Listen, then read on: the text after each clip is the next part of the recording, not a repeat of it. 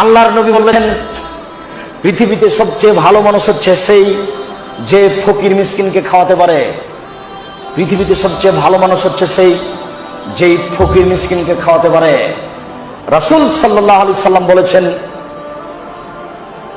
আস-সাইলাল আলমেলাল মাসাকিন, ফকির মিসকিনকে খাওয়ালে 3টি আমলের নেকি হয়। ফকির মিসকিনকে খাওয়ালে 3টি আমলের নেকি হয়।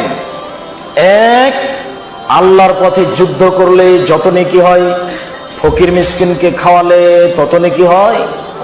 2, নিয়মিত তাহাজ্জুদ পড়লে যত নেকি হয়, ফকির মিসকিনকে খাওয়ালে তত নেকি হয়। 3, নিয়মিত নফল রোজা থাকলে যত নেকি হয়, ফকির মিসকিনকে খাওয়ালে তত নেকি হয়। জাহান্নামীরা যখন জাহান্নামে চলে যাবে, তখন জাহান্নামের পাহারাদাররা বলবে, কেন এসেছিস, কেন এসেছিস, জাহান্নামে কেন এসেছিস? মা সালাকাকুম ফি সাকার, তোরাকে জাহান্নামে কি নিয়ে আসলো, জাহান্নামে এসেছিস কেন? তখন জাহান্নামীরা বলবে, লাম নাকু মিনাল মুসাল্লিন, সালাত আদায় করিনি, নামাজ পড়িনি, এই জন্য। ওয়ালাম নাকু নুতঈমুল মিসকিন, ফকির মিসকিনকে খেতে দিনি, এই জন্য। বুঝাতে পারলাম না কথা? জাহান্নামীরা উত্তরে কি বলবে?